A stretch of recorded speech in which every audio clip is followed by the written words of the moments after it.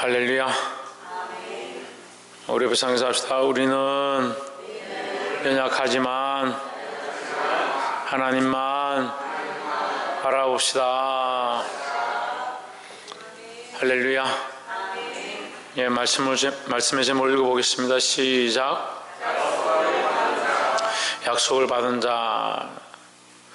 자, 이 약속은 누가 주셨느냐? 하나님께서 주셨다. 그러면 이 앞에 하나님을 붙이면 하나님의 약속을 받은 자. 세상의 약속은 변하지만 하나님의 약속은 변하지 않으니까 하나님께로부터 약속을 받은 자는 너무나도 든든하고 흔들리지 않는다라는 거죠. 우리가 보증을 쓰고 우리가 확실한 공문을 가지고 어떠한 집을 얻었다든지 차를 샀다 하면 그것을 걱정하는 사람들이 없습니다. 왜요? 확실하게 서류를 꾸몄기 때문에 우리가 걱정할 필요가 없다는 거죠. 근데 이 약속을 받은 자, 하나님 앞에서 약속을 받은 자들은 더더욱 그렇다라는 거죠. 왜 그렇습니까? 하나님이 약속하셨기 때문이다. 6장 13절에 하나님이 아브라함에게 약속하실 때에 가리켜 맹세할 자가 자기보다 더 큰 이가 없으므로 자기를 가리켜 맹세하여 했습니다. 자, 우리가 보통 이렇게 서로 얘기하다가 서로 이해가 안 되고 안 믿어지면 내가 맹세한다, 내가 보증한다, 내가 아니면 누굴 데려와가지고 뭐 옆에 지나간 사람이라도 아니면 잘 아는 사람이나 좀 특히 덕망이 있는 사람이나 또는 사회적으로 공인된 사람에게 정인을 서라, 그렇게 하고 서류를 꾸미고 그렇게 맹세를 하죠. 우리는 내가 10만 원 받았으니까 반드시 이 물건을 주겠다, 며칠까지 주겠다, 이런 식으로 계약을 합니다. 지금 시대가 무슨 시대입니까? 신용시대, 신용사회. 신용시대가 됐죠. 그래서 신용이 있는 시대가 됐다. 근데 그런 신용이 자연스럽게 네트워크나 시스템으로 다 돼 있어서 그 신용을 믿고 우리가 카드를 쓰고 현금을 쓰고 지출을 하고 그렇게 하는 시대가 됐다는 거죠. 누군가 보증이 되기 때문에 그 신용을 믿고 우리가 이 돈을 빌리기도 하고 이것을 사용하기도 한다. 마찬가지로 하나님께서 아브라함에게 뭘 하시냐? 약속하셨다. 약속하실 때 그 보증이 되어야 되는데 보증을 뭘로 세우냐? 하나님보다 큰 자가 없는 겁니다. 하나님보다 더 큰 것에 보증을 세울 게 없는 거죠. 보증을 세우려면 하나님보다 더 신실하고 더 흔들리지 않냐고 더 공인되어진 곳에다 해야 되는데 그런 게 없는 거죠. 하나님보다 더 공인되어지고 하나님보다 더 신실한 자가 없으니까. 제가 진우한테 뭘 주기로 해서 끝나고 내가 한 10만 원 진우한테 줄게, 10만 원 작나? 한 100만 원 줄게, 이랬다 합시다. 그런데 정인을 써라, 얘가 해찬이를 불러가지고 해찬아 네가 정인해라. 그러면 말이 되겠습니까? 이래를 불러가, 이래야 네가 정인해라. 아무것도 모르는데. 차라리 김성수 목사님이나 우리 정정희 목사님 불러서 정인을 좀 하시고 제가 진우한테 100만 원 주기로 했습니다 하면 말이 되죠? 자기보다 큰 사람에게 자기보다 더 신용이 있고 자기보다 더 연배가 있고 그런 사람에게 보증을 써달라 하는 거예요. 근데 하나님이 지금 아브라함에게 내가 너에게 약속을 준다, 너의 후손이 하늘의 별과 같이 땅의 모래같이 네가 셀 수 있나 봐라, 그것보다 더 많이 내가 번성케 할 것이다, 그 약속을 하는데 내가 그 약속을 어디다 하느냐? 하나님이 어디다 보증하느냐? 하나님 별에다 하겠느냐? 땅에다 하겠느냐? 모래에다 하겠느냐? 하나님이 가장 크시니까 하나님께서 어디에 보증 쓸 데가 없다, 어디에 약속을 맹세할 데가 없다. 이게 맹세라는 건 보증을 세운다는 거죠. 할 데가 없다. 14절에 뭐라 합니까? 이르시되 내가 반드시 너에게 복주고 누가 누구에게? 자기에게, 하나님 당신께서 자기에게 보증했다. 나는 나에게 확실하다 이 말이죠. 내가 나에게 반드시 너에게 복주고 복주며 너를 번성케 하고 번성하게 하리라 했습니다. 하나님의 약속은 신실하니까 사람이나 이 세상에 보이는 것들이 하신 것이 아니라 하나님 당신에게 하셨다, 하나님 자신에게 하셨다는 거죠. 그러면 세상은 없어지고 이 세상도 지나가고 풀은 마르고 꽃은 지드나 하나님의 말씀은 영원하니까, 하나님의 약속은 영원하고 하나님은 영원하시니까 진짜 변하지 않는 것이 하나님이라는 거죠. 그러니까 그 약속이 믿을만하고 신실하고 변하지 않는다라는 거죠. 15절에 저가 이같이 오래 참아 약속을 받았느니라 했습니다. 이 그가는 누구냐? 아브라함입니다. 아브라함이 뭘 받았느냐? 약속을 받았다. 내가 네 씨로 말미암아 큰 민족을 이루게 하겠다라고 약속하셨는데 아브라함이 기다리다 몇 살까지 기다렸냐? 100세까지 기다렸다는 거예요. 100세까지. 지금 여기 보십시오. 한 3일을 못 견뎌요. 3일을. 주일날 믿음으로 살겠다 하나 앞에 이렇게 해놓고 한 3일을 못 견뎌요. 3일. 주일날 눈빛들이 없어요. 주일날 반짝반짝하는 눈빛들이 없어요. 이번 주일날은 오랜만에 성도들이 졸지도 않고 오전 예배 때 얼마나 다들 믿음으로 말씀을 경청하고 듣는지 3일을 못 견딘 3일을. 누가 그렇다는 게 다 그렇습니다. 다. 근데 아브라함이 몇 세까지 기다렸냐? 100세까지 기다려. 100세까지. 100세까지 뭘 기다렸습니까? 예, 하나님의 약속을 기다렸다. 약속을. 하나님의 약속을 기다려서 그에게 허락하시는 이삭을 얻었다. 약속으로 받았다라는 거죠. 그리고 이삭은 뭡니까? 하나님의 약속이 이루어진 것이다 라는 거죠. 그리고 우리가 하나님은 변치 아니하고 하나님 약속도 신실한데 그럼 우리가 뭐가 있어야 되냐? 기다릴 수 있어야 돼요. 기다릴 수 있어요. 그것을 참는다. 단어적으로는 인내한다 하는 겁니다. 여러분 인내하는데 믿음이 없이 인내하면 그건 고집이죠. 믿음이 없이 인내하면 고집이잖아요. 근데 교회 다니는 사람들 참 고집 센 사람 많습니다. 고집으로 신앙생활 하는 게 아니에요.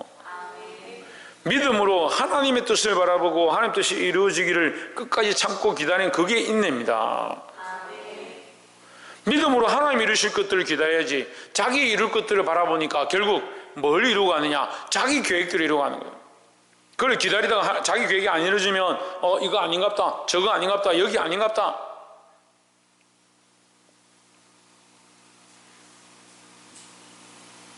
믿음으로 인내하시기를 주의 이름으로 축복합니다.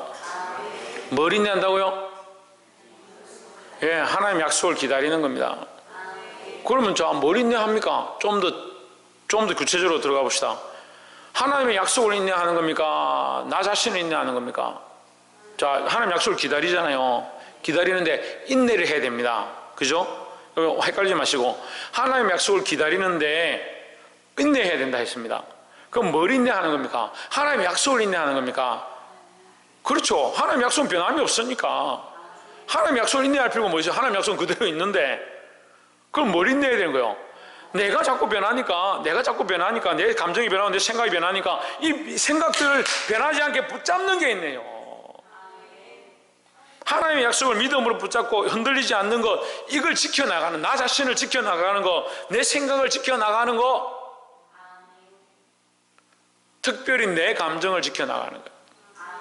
예, 죄송합니다만 참 이런 감정이 안 되더라고요. 감정이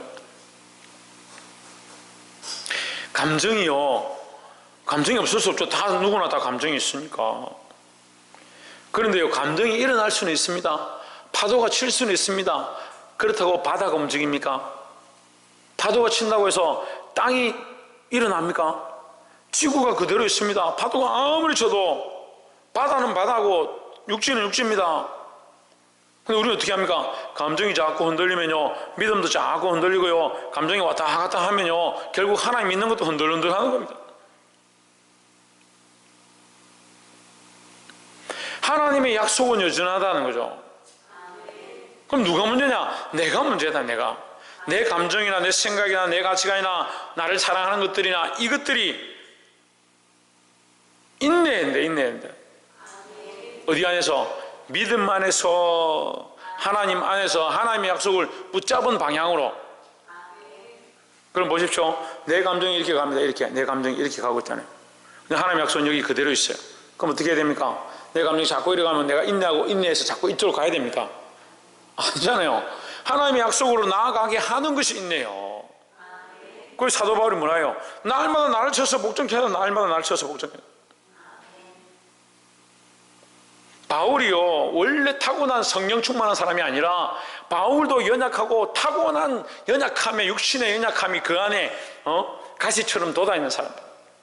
근데 그가 뭐하냐? 날마다 자기를 쳐서 복종케 하는 거예요. 자기에 대한 탄식을 하는 겁니다. 오라 나는 공고한 자로다.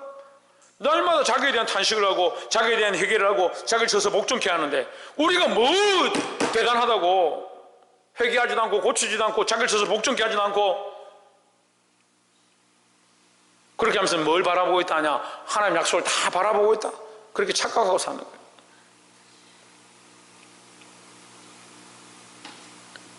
이 인내는 내 고집과 내 생각과 내 가치관과 내 감정을 따라가는 인내가 아니고, 이것을 쳐서 복종케 해서 하나님의 약속에 맞춰가는 것, 그게 참된 인내다라는 거죠.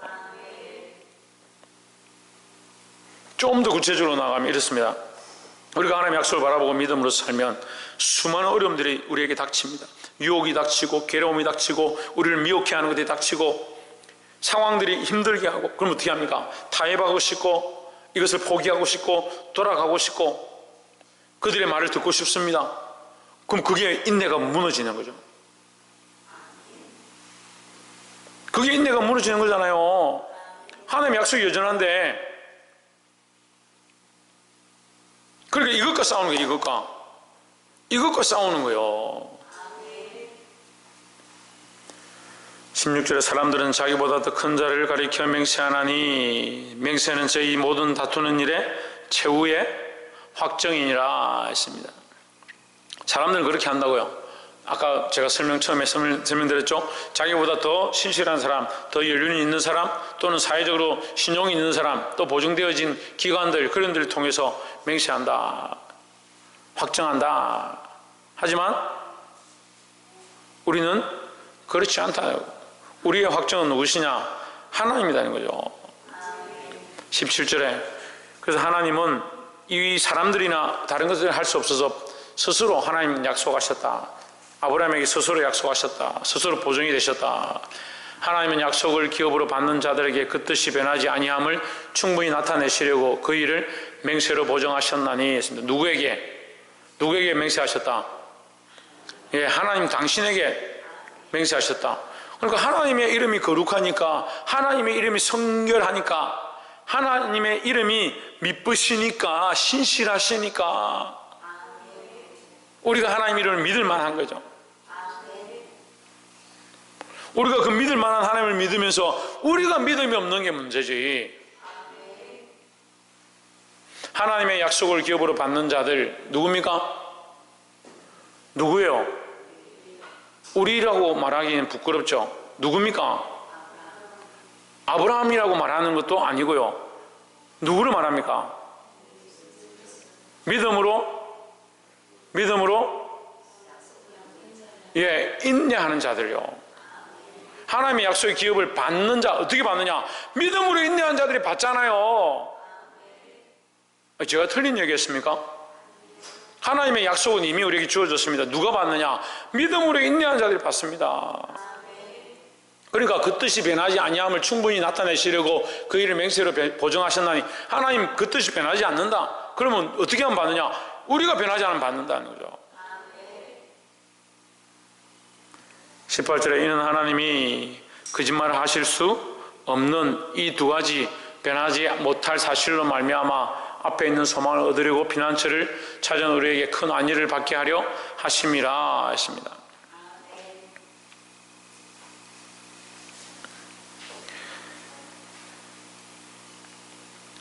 하나님이 뭘 하실 수 없느냐? 거짓말 하실 수 없다.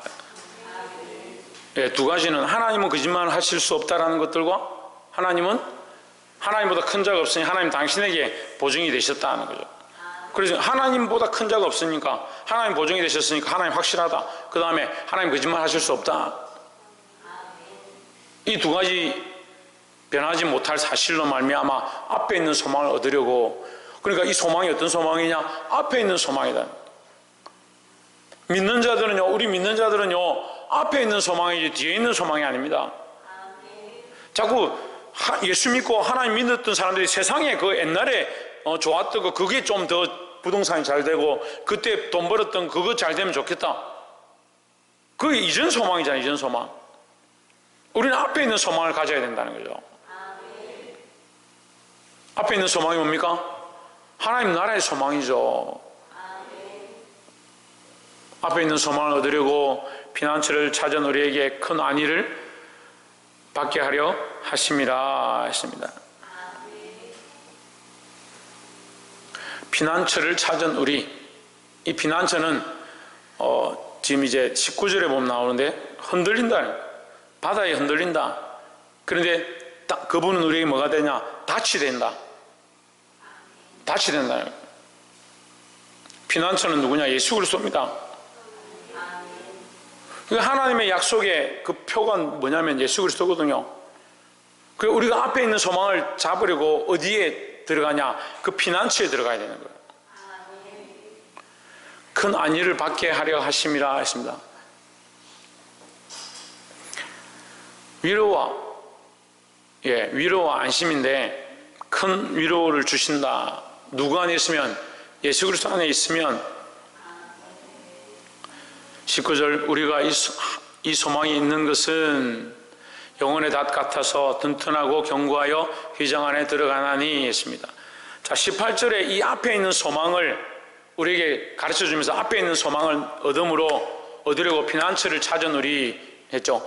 이 앞에 있는 소망을 얻으려고 뭘 찾았냐? 피난처를 찾았다. 앞에 있는 소망은 하늘의 소망인데 하늘의 소망을 얻는 방법은 뭐냐? 피난처 안에 들어가는 거죠. 피난처는 누구냐? 예수 그리스도다. 그러니까 예수 그리스도 안에 들어가고 예수 그리스도를 믿는 자들은 in Christ 안에, 그리스도 안에 들어가는 자들은 하늘의 소망을 바라본다 하는 거죠.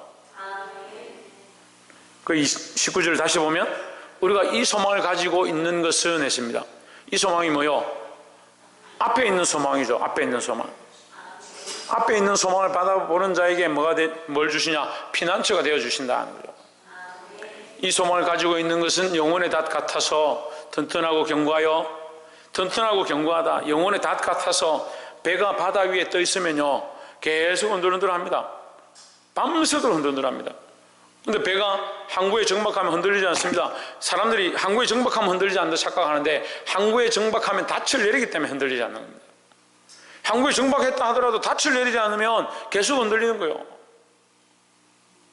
이 닻을 내렸다는 것이 인생의 방향을 내려놓았다는 건데, 많은 그리스도인들이 예수 믿는다, 하나님 믿는다 하면서 교회는 나오는데 그 닻을 하나님 앞에 내려놓지 않습니다. 그러니까 어떻게 합니까? 바람이 불고 파도가 흔들리면 어떻게 돼요? 어떻게 되냐고요? 또 내려가 버리는 거예요. 자기 닻을 하나님 앞에 내려서 하나님이 흔들리지 아니하시는 항구가 되니까 하나님 앞에 우리의 닻을 내려놓으면 우리가 견고하여 흔들리지 않을 건데, 우리 닻을 어디 두냐? 세상에 잡고 둔다는 거예요. 내려놓지 않는다는 거죠. 시대가 지금 그렇습니다. 시대가 교회를 다니긴 다니는데 하나님 믿는다 하긴 하는데 자기 인생을 거기 투자하기 싫다는 거예요. 자기 삶을 내어놓기 싫다는 거죠. 그 삶의 주인이 누가 되어 있냐? 자기가 되어야 돼. 자기가 삶의 주인이 자기가 되어 있고 인생의 닷도 자기가 들고 있고 자기가 하고 싶을 때 하고 하기 싫을 때 안 하겠다는 거죠. 내가 좀 신앙생활 할만하면 그때 하고 그렇지 않으면 나는 안 하겠다. 항상 이렇게 생각하고 있습니다.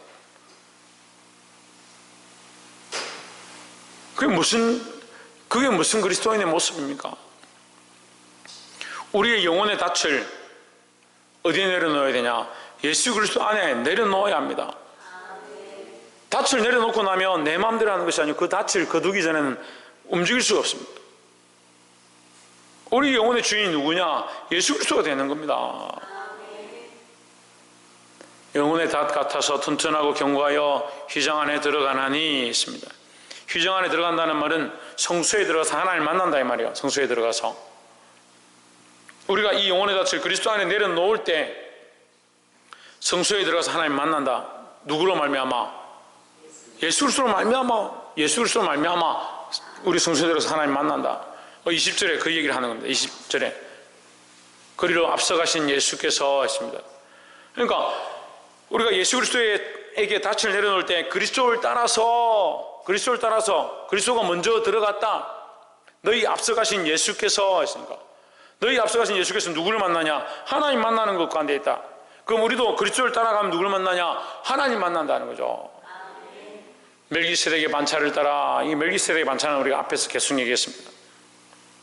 이게 하나님의 제사장이죠. 하나님이 세우신 제사장.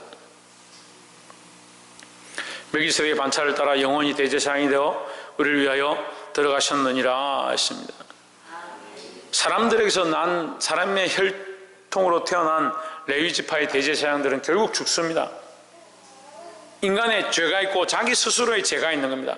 해결할 수가 없습니다. 완전한 해결이 안 됩니다. 그래서 누가 보내셨냐? 하나님께서 보내시면 하나님께서 이 죄의 문제를 해결하기 위해서 죄 없으신 예수 그리스도를 대제사장으로 멜기세덱의 반차를 따라서 우리에게 보내셨다는 거죠. 멜기세덱이 왜 중요하냐? 하나님이 보내셨다는 상징입니다. 그러니까 예수 그리스도는 왜 중요하냐? 왜 멜기세덱의 반차냐? 하나님께서 보내신 그 혈통을 따라, 하나님께서 보내신 혈통을 따라 대제사장이 되었다는 거죠. 그러니까 그 그리스도로 말미암아 우리의 죄가 완전히 씻겨짐을 입는다는 거죠. 말씀을 맺겠습니다. 우리를 위하여 들어가셨느니라 하십니다. 어디로 들어갔다 했습니까? 어디로 들어갔다 했습니까? 예? 휘장 안으로 들어갔다 했잖아요. 잘 듣고 있는 것 같이 하면서 잘 안 듣고 있나? 19절에 어디로 들어갔다 했습니까? 예, 휘장 안으로 들어갔다고요. 휘장이라는 말은 뭐예요? 가린다는 거예요. 가린다는 거죠. 왜 가리냐? 하나님과 우리 사이에 우리가 부끄럽고 죄인이나 갈 수 없어서 가린다는 거죠. 그런데 누가 들어가셨냐? 예수 그리스도께서 들어가셨다는 거죠. 근데 우리 보고 뭐라 합니까? 따라오라는 거죠. 그리로 앞서가셨다. 그리스도께서 네가 네 죄가 주홍같이 붉을지라도 우리가 들어갈 수 있다는 거예요.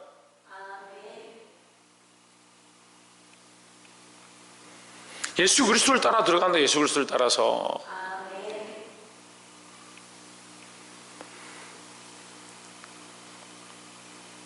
그래서 우리를 위하여 들어가셨느니라 했으니까 이것은 우리 죄를 씻기는 의미도 있지만 우리가 들어가는 것을 위하여, 우리가 하나님 만나는 것을 위하여 이렇게 되는 겁니다. 사랑하는 성도 여러분, 우리가 교회를 나왔으면, 말씀을 들었으면 뭘 해야 되냐? 내 영혼의 낯을 내려놓고 하나님 만나야 되는 겁니다. 말씀을 듣고 내 생각들을 내려놓고 내 인생의 방향들을 내려놓고 예수 그리스도로 말미암아 하나님 앞에 들어가서 하나님을 만나야 됩니다. 하나님의 뜻을 듣고 하나님 앞에 순종하고 하나님의 그 약속을 바라보고 앞에 있는 소망을 바라보고 믿음으로 싸우는 모습들이 되어야 한다는 겁니다. 사랑하는 성도 여러분, 오늘 주님께서 약속을 받은 자라는 말씀으로 우리에게 이 은혜로운 말씀을 주셨습니다. 우리는 이 세상의 것들을 바라보고 뒤에 있는 소망을 바라보는 것이 아니고 앞에 있는 소망을 바라보고 그리스도께서 걸어가신 이 길을 함께 감으로 하나님 우리에게 베풀어 주실 거룩한 영원한 신실한 약속들을 바라보고 맛보게 되기를 주의 이름으로 축원합니다. 기도하겠습니다.